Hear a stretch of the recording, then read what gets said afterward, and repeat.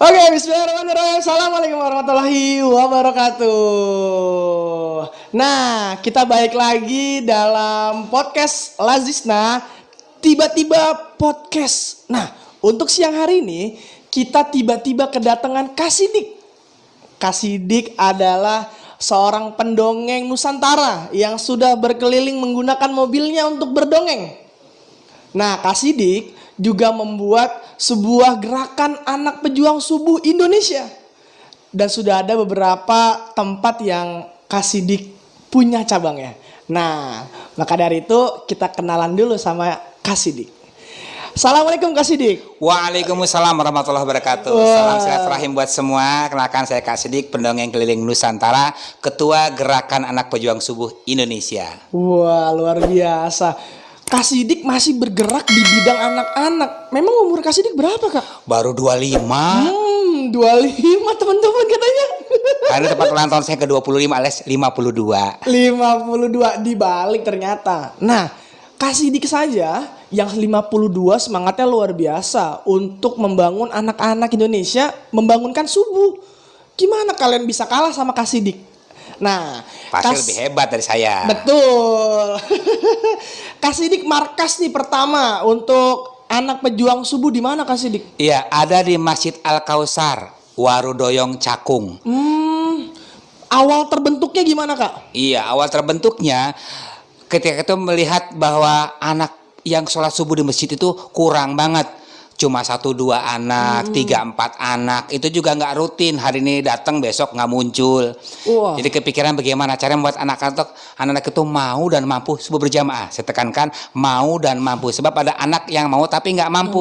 Niatnya gede tapi begitu azan subuh kedengeran dia malah tidur lagi. Namanya nggak mampu. Nggak mampu. Nah, jadi anak itu harus mau dan mampu. Supaya mau dan mampu, saya gerakan lewat cara uang saku subuh, Kak. Uang saku subuh.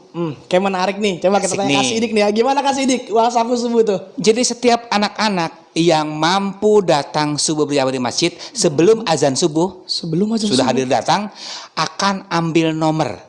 Ambil nomor. Nomor itu buat bukti pengambilan uang saku subuh. Artinya kalau datangnya sebelum azan bakal dapat uang saku subuh. Tapi kalau datang setelah azan nggak dapat uang saku subuh. Berarti membuat anak ini makin termotivasi buat sholat subuh sebelum azan tuh. Sebelum azan sudah datang dan ternyata kirain ini kegiatan kayak gini sepi, ternyata puluhan anak datang sebelum azan subuh. Masya Allah. Alhamdulillah. Jadi dengan cara begitu anak-anak ternyata termotivasi. Motivasinya karena uang, tapi makin ke depan ternyata tidak juga loh. Saya hanya kasih uang saku subuh Senin sampai Jumat, Kak. Senin sampai Jumat. Sabtu Minggu nggak dikasih. Ternyata Sabtu Minggu tetap datang ke masjid karena sudah ketagihan. Betul. Kecanduan sholat. Masya Allah. Kalau remaja lain mungkin kecanduan rokok. Ini kecanduan sholat subuh. Masya Allah. Langsung berlanjut. Kalau udah terlanjur sholat subuh, sudah terbiasa sholat subuh, maka dengar azan langsung ke masjid. Jadi zuhurnya rame, asarnya rame, sampai isya rame terus. Alhamdulillah. Oh, itu Kasidik bergeraknya sendiri, Kak? Iya. Tapi dia belakangan ada teman-teman bagaimana agar kegiatan ini bisa terus menarik di mata anak-anak. Makanya ada kelas gambar di hari Ahad, ada kelas marawis biar mereka tambah senang main marawis dan seterusnya. Jadi ada banyak variasi kegiatan yang membuat mereka tambah cinta ke masjid. Oh, berarti ada selain dia gerakan subuh, ada kegiatan soft skill. Betul, membuat mereka lebih percaya diri dan seterusnya. Ada kegiatan memilah sampah. Memilah sampah. Ada kegiatan wifi untuk masjid. Ada kegiatan sekarang juga memilah jelantah. Jelantah yang selama ini cuma dibuang karena minyak goreng bekas. Betul. Ternyata menghasilkan uang. Dan itu membuat mereka senang. Uangnya kan buat mereka juga uang saku subuh. Nah, nih saya penasaran, Kak. Uang saku subuh yang mereka kumpulkan itu mereka buat beli sarapan setelah subuh atau mereka tabung, dan kalau mereka tabung duitnya buat apa nih, Kak? Macam-macam, Kak. Jadi dari pengalaman ternyata ada anak-anak yang senangnya itu beli baju sendiri dari hasil tabungannya. Jadi tiba-tiba mereka pamer kaos bola. Bapaknya tanya, dari mana itu uang? Bapak kan nggak beliin kaos buat kamu. Tenang, Pak, dari uang saku subuh. Uang saku subuh, iya. Setiap subuh aku datang ke masjid dikasih uang sama Pak Budi. Saya dipanggil sana Pak Budi. Ternyata bisa buat beli kaos, Pak. Jadi dalam sebulan udah bisa beli kaos, Masya Allah. Nah itu nggak cuma gitu, ada juga yang beli sepeda dengan uangnya. Sepeda? Iya, bayangkan aja bisa beli sepeda dengan cara seperti itu. Yang penting menabung, nggak suka jajan. Ternyata banyak anak kayak begitu.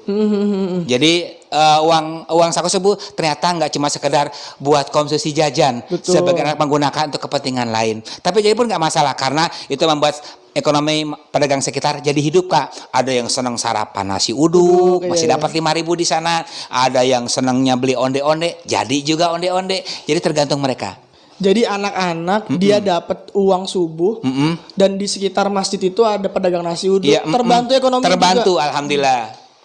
Ini luar biasa banget teman-teman. Kalau ini bisa dipraktekkan di semua masjid di Indonesia, kayaknya nggak ada orang yang kekurangan dana deh, Kak. Insya Allah enggak. Gitu kayak. Saya pertama tadi harus mampu subuh berjamaah di masjid, dan teman-teman saya yakin pasti mampu. Pasti mampu. Bener banget nih. Nah sekarang kan banyak nih kayak uang subuh atau ada program lain, Kak, terkait dengan pemberian anak itu uang. Apa misalnya mereka ada prestasi dapat apa? Iya, Kak.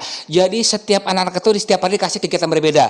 Hari Senin diisi dengan lagu Islami atau tepuk Islami. Hari Selasa saya kasih dongeng. Iya. Ada yang isi dengan dongeng. Hari Rabu kisah Nabi dan para sahabat. Wih, Kak, jadi kenalkan sejarah Islam. Terus hari Kamis hafalan doa, Kak.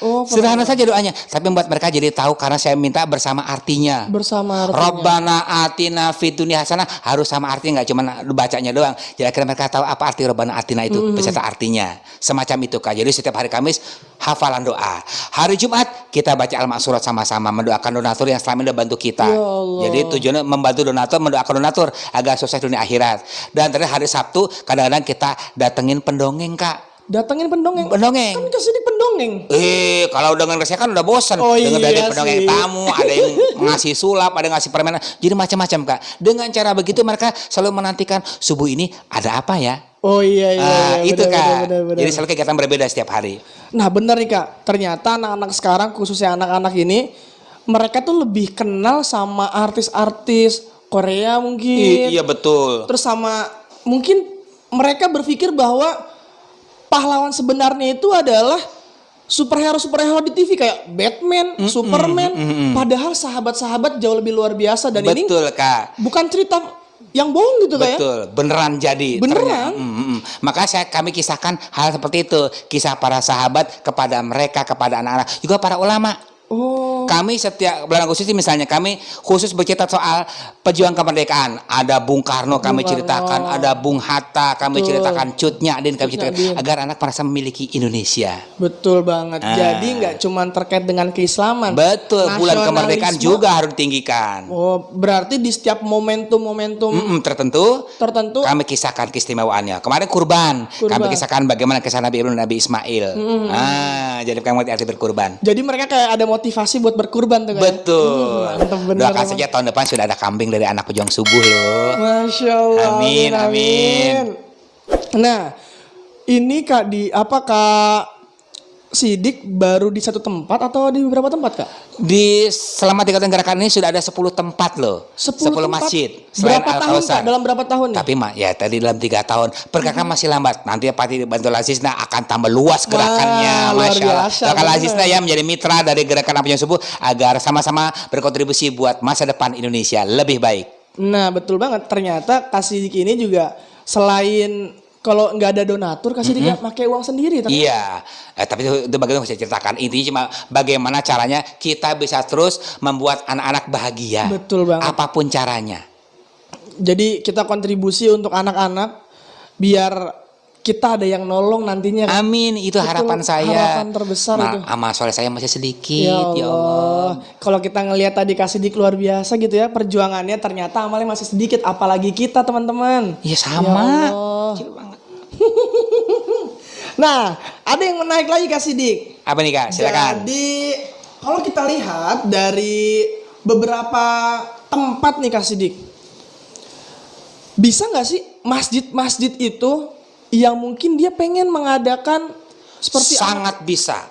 Gimana caranya? Sangat bisa. Gimana caranya? Mulai saja lebih dulu, insya Allah Allah bantu. Itu keyakinan saya, juga keyakinan orang-orang yang sudah menyelenggarakan. Jadi awalnya memang berat, kelihatannya sulit. Harus bisa misalnya dongeng, harus bisa berkisah soalnya. Tapi kan kita punya jamaah. Oh iya. Saya kan seperti di Samarinda, Kak. Di Samarinda ada masjid yang meniru gerakan saya, tapi bedanya mereka lakukan bersama-sama. Hari ini Pak Udin bicara soal bahasa Inggris sehari-hari. Besoknya Pak Ahmad bicara soal bahasa Arab sehari-hari. Sehingga dengan cara begitu setiap hari relawannya ganti-ganti berkontribusi buat anak pejuang subuh. Di Samarinda? Di Samarinda. Wow. Di Samarinda Ulu namanya, Kak. Di sana ada sebuah masjid yang meniru gerakan anak pejuang subuh, minta izin saya. Dengan senang hati saya bilang, maka mereka mulai meniru gerakan. Termasuk uang saku subuh. Uang saku subuhnya dapat, kegiatannya dapat. Setiap hari berbeda-beda, Kak. Bikin ngiri yang lain. Dan saya yakin masjid lain pun juga sama. Pasti ingin kayak gitu. Karena hanya awalnya saja berat, tapi kesananya ringan. Semua saling bantu, semua gotong royong. Betul. Nah, untuk kegiatan program subuh nih, Kak, kan tadi banyak bener kayak ada cerita ini, ada lagu-lagu ini. Itu kegiatannya, Kak, karena banyak kita yang mau melakukan itu ternyata tapi kita kerja, Kak. Nah, memang kegiatannya berapa lama sih, Kak, untuk kegiatan Hanya subuh? 15 menit. 15 menit. Nggak lama. Oh. Jadi anak-anak itu setengah 6 sudah dipulangkan. Setengah 6? Setengah 6 sudah dipulangkan. Oh, karena mereka harus sekolah ya? Iya betul, harus iya, sekolah, iya. harus bantu ibunya. Saya tekankan mereka harus bantu ibunya. Orang tua harus dibantu karena orang tua itu adalah mutiara kita, permata kita, jangan dibalik. Orang tua adalah mutiara kita, mereka harus kita bantu. Makanya hanya sampai setengah 6 mereka pulang.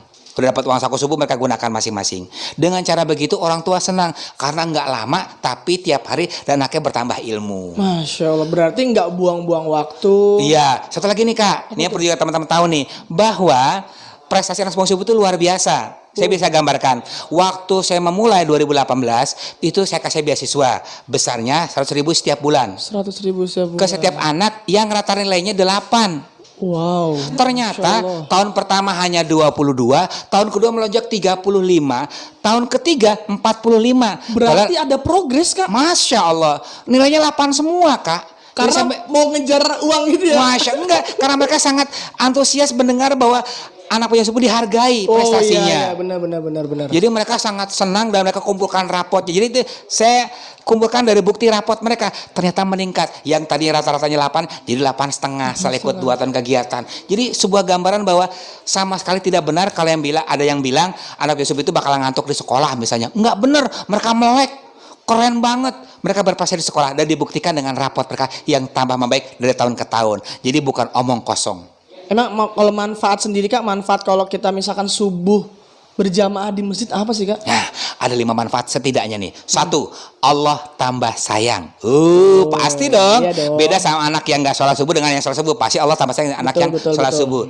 Pertama, Allah tambah sayang. Kedua, hidup jadi berkah. Apapun jadi bernilai, Kak. Iya. Kita kegiatan kalau sudah berkah, ya Allah banyak banget bantuannya. Pasti. Belajar jadi gampang.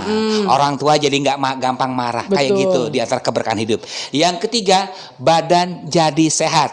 Anak pejuang subuh saya minta itu mandi, Kak. Jadi mereka sebelum azan subuh, datang subuh itu sudah mandi. Sudah mandi? Sudah mandi. Nggak ada rasa dingin. Alhamdulillah.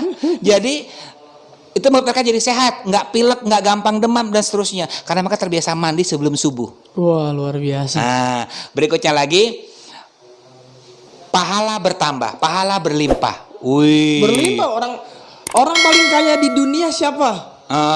Kata Nabi gimana?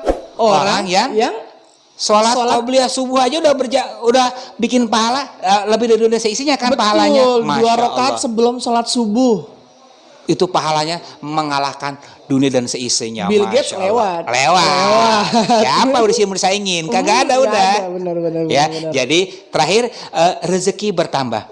Dan terbukti rezeki di keluarganya bertambah, rezeki sebagai anak pejuang bertambah. Dari mana-mana donatur pada ngirim, alhamdulillah. Ada yang kirim, Kak kirim sendal ya Kak. Bayangin sendal jadi kirim buat sholat subuh. Ya Masya Allah. Allah. Ada yang kirim kaos kaki nggak usah beli anak subuh, dikasih sama donatur. Jadi apapun donatur dari mana-mana banyak, Kak. Alhamdulillah.